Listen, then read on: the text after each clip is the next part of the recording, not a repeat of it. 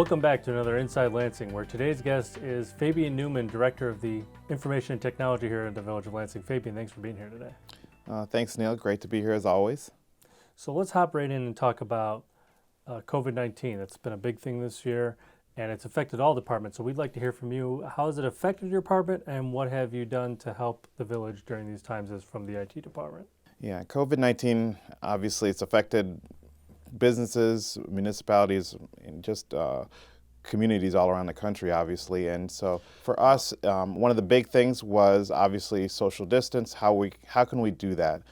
With an IT department, many times we have to go to other workstations, we have to go to other buildings. We've had to adjust how we do things a bit, and so we've worked with a program that is on every computer at the village, and basically it allows us to remote in to a machine so that if I do have to fix something on a machine, I can do it from my office as opposed to driving over to another department or being in their workspace. So going with the social distancing kind of even to the extreme so that people can work remotely from everybody else. Correct. And so part of that also is this, even, with the idea of people not wanting to actually physically come into the office. So we've set up things in place, and we did this actually even before COVID, just to have that ability to do work from home if they need to, and still have all the things that they would need as if they were in the office. So we've kind of set up all those parameters in place. We did that about 2 years ago, and we've kind of been doing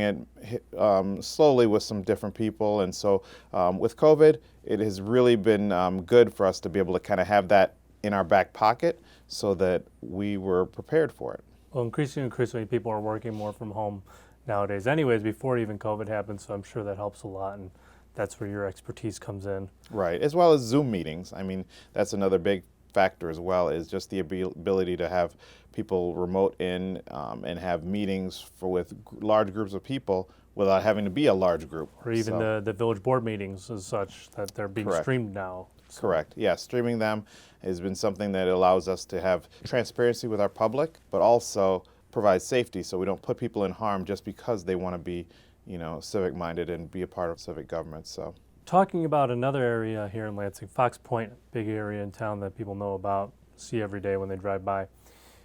There's a lot of IT that goes into that. I know we talked about it on the show before, but since then there's been additions and updates that have been done there. Could you talk a little bit about what's changed there or what's been added?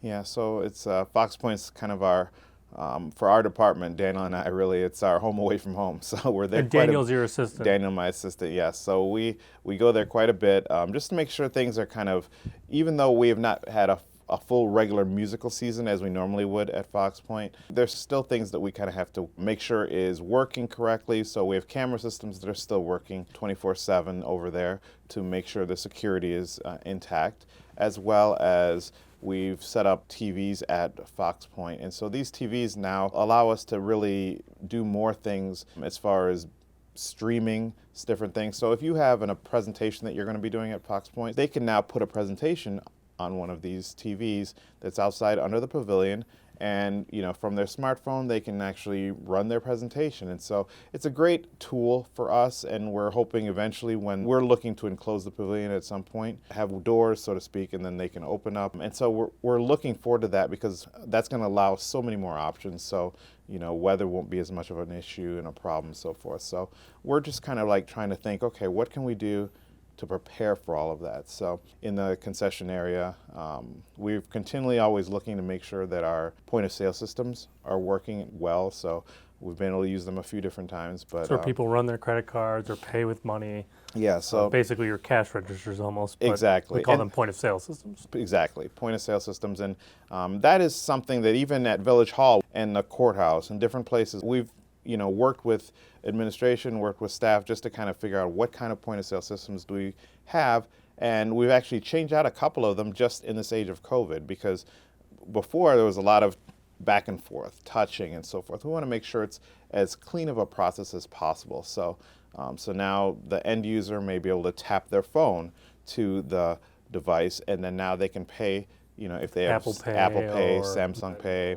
It's a great tool, and we would just want to make sure people know that whatever it means that you need or have, we can work with you. Talking about point of sale systems, credit card systems and such, We recently were out at the airport seeing you install a new system there Mm-hmm. for fuel. People tend to forget about the airport, that they have their own revenues to bring in, and one of those is the fuel that pilots have to buy when they come through. And you actually helped make it a little bit easier for them with the new credit card system. Is that correct? Correct. So back about 4 years ago, we installed the first QT Pod system over there, which is basically a point of sale system similar to the gas tank that you fill up with your car. The first QT Pod that we installed over there, there were some few little hiccups, and so sometimes the transactions weren't going as fast as they could and as smooth as they could. So, and it's because we're using a dial-up system. And so we've switched to something called an antenna system. So basically, we have an antenna on one end at the QT Pod that goes directly back over to our main airport building. And so now you can actually have a transaction that used to take about 35 seconds if it worked right. And now it's literally you're running transactions within 6 seconds. So it's 6 to 10 seconds at the long end, and so it's really expedited the process for our pilots, and so they've been really happy. We've had a lot of really positive feedback from that. Now, the airport is not the only department you deal with in the village. You deal with every department. Correct. So are there any updates out there that we might be interested to know about from other departments, fire, police, public works, that you've been working on?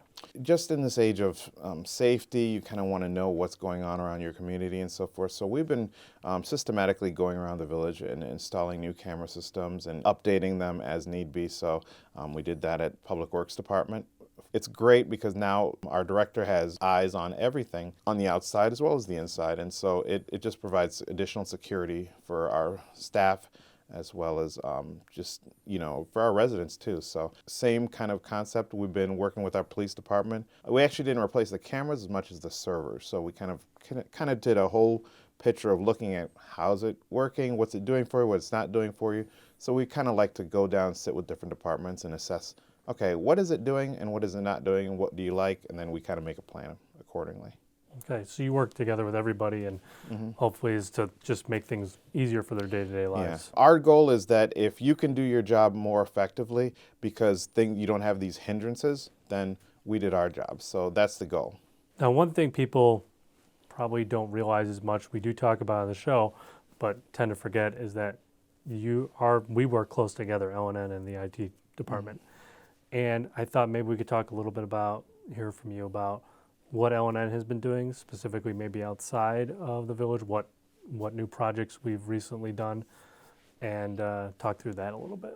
Yeah, so one of the great things is just having the staff we have here at L&N. The talent is pretty high, and if people and businesses were to solicit that for separate projects, they'd be paying a pretty penny. So it's a great luxury and great thing that we have here to serve our residents here in the village.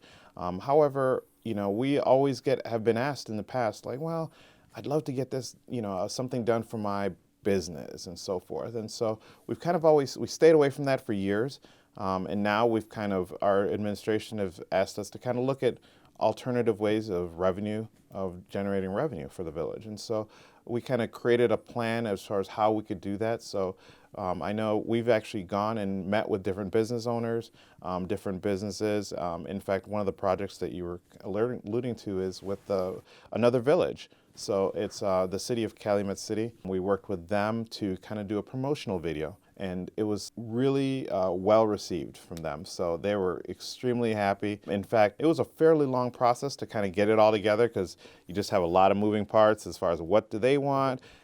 Everyone has a wish list. We have to kind of now pare it down a little bit and say, okay, yes, this is what you want, but it's not as effective because we understand, with the end result is the key. So we want to make sure of that. So kind of working with whatever their story is, that's the new tagline here at L&N is, let us tell your story. So if you're a business owner, your person, whatever you may be, you have a story to tell, and we can help broadcast that, tell that story, and now we can do it in the for-profit sector as well. So as well as not-for-profit, for-profit for us. So I guess my last question would be, one thing is to look forward to the future. What can we look forward to the future from the IT department here in the village of Lansing? Well, it's, COVID has changed so many things for us. And so for us, it's a matter of just kind of always looking ahead, seeing, okay, what other things are we looking to do that can really impact and our residents, provide transparency for our residents, provide tools that will make things a lot easier for our staff. So GIS is Geographic Information System. So, it's the idea of geography location. So we always talk about the great thing about Lansing is our location to 80 and 94, our proximity to Chicago versus Indiana and so forth. So location is very key for people. So in a nutshell, it's the idea that we have blueprints, we have spreadsheets, we have databases, we have all this bits of information that need to be all placed into one area now that can be created a map. So all that bits of information that will be gathered from our police department, public works, fire department, administration, all that sort of things will be immediately accessible in a GIS portal, and including like what are the buildings that are for sale in Lansing that are businesses. And if they are businesses, okay, how long have they been? So all that kind of information is going to be right there. It's going to be great for developers. It's going to really make us a lot more, it's going to make our community really take that next level, so to speak. Well, Fabian, it's always great to have you on the show and hear more about information technology and everything that you're doing for the village. So we thank you again for doing that and for being on the show. It's a pleasure. It's great to just kind of explain that, technology is not going to go away. It's one of those fields that, as it expands, people are going to have, the goal is to not get rid of people. The idea is to allow people to be able to have the tools to be able to do their jobs and their things more effectively. So, well, thanks again, Fabian. You're welcome. Thank you. And thank you for watching. We'll see you next time on Inside Lansing.